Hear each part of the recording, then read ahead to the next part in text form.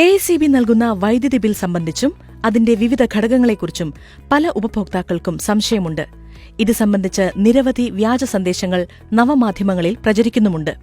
എന്താണ് ഇതിലെ യഥാർത്ഥ വസ്തുത എന്ന് പരിശോധിക്കാം. വൈദ്യുതിയുടെ നിരക്ക് നിശ്ചയിക്കുന്നത് KSEB അല്ല എന്നതാണ് നമ്മൾ പ്രാഥമികമായി മനസ്സിലാക്കേണ്ടത്. KSEBക്കോ സർക്കാരിനോ ഏകപക്ഷീയമായി വൈദ്യുതി ചാർജ് വർദ്ധിപ്പിക്കാനാവില്ല. സംസ്ഥാന ഇലക്ട്രിസിറ്റി റെഗുലേറ്ററി കമ്മീഷൻ എന്ന ക്വാസി ജുഡീഷ്യൽ സ്ഥാപനത്തിനാണ് വൈദ്യുതി നിരക്ക് നിശ്ചയിക്കാനുള്ള അധികാരം. വരവും ചെലവും വിശദമാക്കി റെഗുലേറ്ററി കമ്മീഷന് മുൻപാകെ KSEB നൽകുന്ന താരിഫ് പെറ്റീഷനിന്മേൽ വിവിധ ജില്ലകളിൽ വച്ച് പൊതുജനങ്ങളുടെയും വിവിധ ഉപഭോക്തൃ സംഘടനകളുടെയും അഭിപ്രായം കൂടി ആരാഞ്ഞ ശേഷം വിശദമായ പരിശോധനകൾ നടത്തിയിട്ടാണ് റെഗുലേറ്ററി കമ്മീഷൻ വൈദ്യുതി താരിഫ് നിശ്ചയിക്കുന്നത്. KSEB താരിഫ് പെറ്റീഷനിലൂടെ ആവശ്യപ്പെടുന്ന വർധനവ് റെഗുലേറ്ററി കമ്മീഷൻ സാധാരണഗതിയിൽ അപ്പാടെ അംഗീകരിച്ചു നൽകാറില്ല. ജനങ്ങളുടെ അഭിപ്രായങ്ങളും KSEBയുടെ വരവ് ചെലവ് കണക്കുകളും പരിശോധിച്ചതിനു ശേഷം ഉപഭോക്താക്കൾക്ക് അമിത ഭാരമാകാതെയും KSEBക്ക് നഷ്ടം വരാതെയുമുള്ള താരിഫാണ് റെഗുലേറ്ററി കമ്മീഷൻ നിശ്ചയിച്ചു നൽകുക. നമുക്കറിയാവുന്നതുപോലെ fixed charge, energy charge, meter വാടക, ഇലക്ട്രിസിറ്റി ഡ്യൂട്ടി, ഫ്യൂവൽ സർചാർജ് എന്നിങ്ങനെ പല ഘടകങ്ങൾ ചേർന്നതാണ് വൈദ്യുതി ബിൽ. രാജ്യത്ത് നിലവിലുള്ള വൈദ്യുതി നിയമം അനുശാസിക്കുന്നത് പ്രകാരമാണ് വൈദ്യുതി വിതരണ കമ്പനികൾ ഇത്തരത്തിൽ വിവിധ ഘടകങ്ങൾ ചേർത്തുള്ള ബിൽ തയ്യാറാക്കുന്നത്. കേരളത്തിൽ മാത്രമല്ല, ഇന്ത്യയിലെ എല്ലാ സംസ്ഥാനങ്ങളിലും വൈദ്യുതി ബില്ലിന് ഇതുപോലെ പല ഘടകങ്ങൾ ഉണ്ടാകുമെന്ന് സാരം. ഒരു വൈദ്യുതി ബില്ലിലെ വിവിധ ഘടകങ്ങൾ എന്തൊക്കെയാണെന്ന് പരിശോധിക്കാം. Fixed charge. വൈദ്യുതി ബില്ലിന് പ്രധാനമായും രണ്ട് ഭാഗങ്ങളാണുള്ളത്: ഫിക്സ്ഡ് ചാർജും എനർജി ചാർജും. വിതരണ ലൈസൻസിയുടെ സ്ഥിരം ചെലവുകളാണ് ഫിക്സ്ഡ് ചാർജായി താരിഫിൽ പ്രതിഫലിക്കുന്നത്. ഉദാഹരണത്തിന്, KSEB രാജ്യത്തെ നിരവധി വൈദ്യുത പദ്ധതികളുമായി വൈദ്യുതി വാങ്ങൽ കരാറുകളിൽ ഏർപ്പെട്ടിട്ടുണ്ട്. ഇവിടങ്ങളിൽ നിന്ന് വൈദ്യുതി വാങ്ങിയാലും ഇല്ലെങ്കിലും കരാർ ചെയ്ത നിരക്കിൽ കപ്പാസിറ്റി ചാർജ് നൽകേണ്ടതുണ്ട്. ഇത്തരത്തിൽ ഉത്പാദനം, പ്രസരണം, ഓപ്പറേഷൻ, മെയിന്റനൻസ് തുടങ്ങിയവയുമായി ബന്ധപ്പെട്ട സ്ഥിരം സ്വഭാവമുള്ള ചെലവുകളാണ് ഫിക്സ്ഡ് ചാർജായി താരിഫിലൂടെ ഉപഭോക്താക്കളിൽ നിന്ന് സ്വീകരിക്കുന്നത്. Energy charge.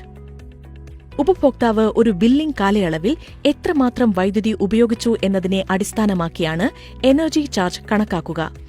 ഉപയോഗിച്ച വൈദ്യുതി എത്ര യൂണിറ്റാണോ അതിനെ അതത് താരിഫ് നിരക്കുകൊണ്ട് ഗുണിച്ച് എനർജി ചാർജ് നിർണ്ണയിക്കുന്നു. Metre rent. വൈദ്യുതി കണക്ഷൻ നൽകുമ്പോൾ KSEB മീറ്ററിന്റെ വില കൂടി വാങ്ങുന്നുണ്ടല്ലോ, പിന്നെ എന്തിനാണ് എല്ലാ ബില്ലിലും മീറ്റർ വാടക വാങ്ങുന്നത് എന്ന സംശയം പലരും ഉന്നയിക്കാറുണ്ട്. വൈദ്യുതി കണക്ഷൻ നൽകുമ്പോൾ മീറ്ററിന്റെ വില ഈടാക്കാൻ വൈദ്യുതി നിയമം അനുവദിക്കുന്നില്ല എന്നതാണ് വസ്തുത. ഒരു ഉപഭോക്താവിൽ നിന്നും KSEB അത് വാങ്ങുന്നുമില്ല. നിലവിലെ വൈദ്യുതി ശൃംഖലയിൽ നിന്നും തങ്ങളുടെ കെട്ടിടത്തിലേക്ക് വൈദ്യുതി എത്തിക്കാൻ ആവശ്യമായ പ്രവൃത്തികൾക്ക് വേണ്ട ചെലവ് മാത്രമേ KSEB ഈടാക്കുകയുള്ളൂ. ഇതിൽ മീറ്റർ വില ഉൾപ്പെടുന്നില്ല. മീറ്റർ വാടക വാങ്ങുന്നത് KSEB സ്വയം എടുത്ത തീരുമാനപ്രകാരമല്ല എന്നതും ശ്രദ്ധേയമാണ്. സംസ്ഥാന ഇലക്ട്രിസിറ്റി റെഗുലേറ്ററി കമ്മീഷൻ പുറപ്പെടുവിച്ചിട്ടുള്ള കേരള ഇലക്ട്രിസിറ്റി സപ്ലൈ കോഡ് 2014 68(2) എന്ന വകുപ്പനുസരിച്ചാണ് മീറ്റർ വാടക സ്വീകരിക്കുന്നത്. വാടക നിരക്ക് നിശ്ചയിക്കുന്നതും റെഗുലേറ്ററി കമ്മീഷനാണ്. മീറ്റർ കേടാവുകയാണെങ്കിൽ അത് മാറ്റിവെക്കേണ്ട ഉത്തരവാദിത്തവും KSEBക്കാണ്. ഉപഭോക്താവ് സ്വയം മീറ്റർ വാങ്ങി അംഗീകൃത ലാബിൽ ടെസ്റ്റ് ചെയ്ത് നൽകുന്ന പക്ഷം മീറ്റർ വാടക ഒഴിവാകുകയും ചെയ്യും. Electricity duty. വൈദ്യുതി ഉപയോഗത്തിന് സർക്കാർ ഏർപ്പെടുത്തിയിരിക്കുന്ന നികുതിയാണ് ഇലക്ട്രിസിറ്റി ഡ്യൂട്ടി. നിലവിൽ എനർജി ചാർജിന്റെ 10% ഡ്യൂട്ടിയായി ഈടാക്കുന്നത്. ഈ തുക വിതരണ യൂട്ടിലിറ്റി വൈദ്യുതി ബില്ലിലൂടെ സ്വീകരിച്ച് സർക്കാരിലേക്ക് അടയ്ക്കുകയാണ് ചെയ്യുന്നത്. Fuel surcharge. എന്തുകൊണ്ട് ബില്ലിൽ വൈദ്യുത താരിഫിനു പുറമെ ഇന്ധന സർചാർജ് വരുന്നു എന്ന സംശയവും പലർക്കുമുണ്ട്. വൈദ്യുതി വിതരണ യൂട്ടിലിറ്റികൾ നിശ്ചിത കാലയളവിലേക്കുള്ള മൊത്തം റവന്യൂ ആവശ്യകത അഥവാ ARR മുൻകൂർ തയ്യാറാക്കി സംസ്ഥാന വൈദ്യുതി റെഗുലേറ്ററി കമ്മീഷൻ മുൻപാകെ സമർപ്പിക്കേണ്ടതുണ്ട്.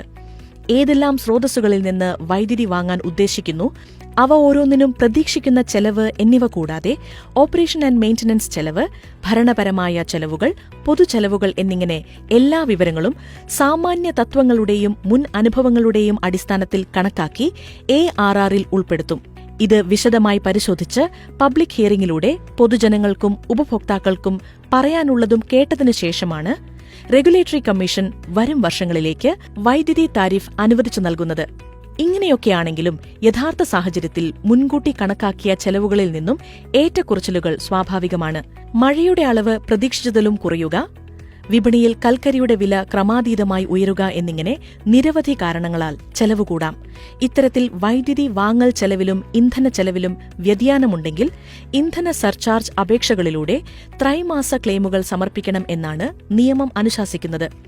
റെഗുലേറ്ററി കമ്മീഷൻ മുൻകൂട്ടി വിജ്ഞാപനം ചെയ്തിട്ടുള്ള ഫോർമുല അനുസരിച്ചായിരിക്കും ഈ അപേക്ഷകളിൽ തീരുമാനമുണ്ടാവുക.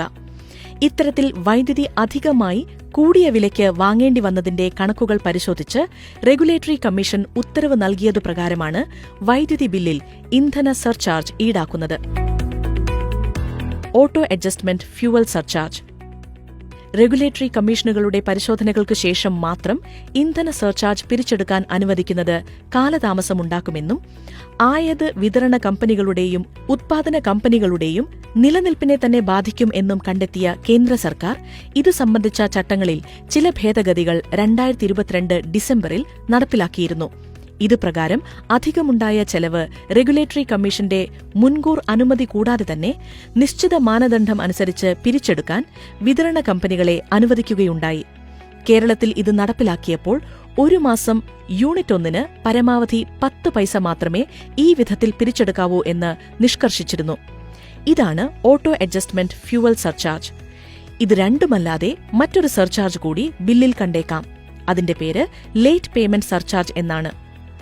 ബിൽ തീയതി കഴിഞ്ഞ് 10 ദിവസത്തിനുള്ളിൽ വൈദ്യുതി ചാർജ് അടയ്ക്കണം എന്നാണ് നിയമം. അങ്ങനെ അടയ്ക്കാത്ത പക്ഷം വൈകി പണമടച്ചതിനുള്ള സർചാർജ് തൊട്ടടുത്ത ബില്ലിൽ ഉൾപ്പെടുത്തി ഈടാക്കും. ആദ്യത്തെ ഒരു മാസം 12% വാർഷിക നിരക്കിലും അതിനുശേഷം 18% വാർഷിക നിരക്കിലുമാണ് ഈ തുക ഈടാക്കുന്നത്. വൈദ്യുതി ബിൽ സംബന്ധമായ സംശയങ്ങൾ ദൂരീകരിക്കാൻ KSEBയുടെ 24 മണിക്കൂറും പ്രവർത്തിക്കുന്ന ടോൾ ഫ്രീ കോൾ സെന്ററിലേക്ക് 1912 എന്ന നമ്പറിൽ ബന്ധപ്പെടാവുന്നതാണ്. ഔദ്യോഗിക വെബ്സൈറ്റായ KSEB.in ബിൽ കാൽക്കുലേറ്റർ എന്ന ലിങ്കിൽ പ്രവേശിച്ച് സ്വയം പരിശോധിച്ച് ബോധ്യപ്പെടാനും കഴിയും.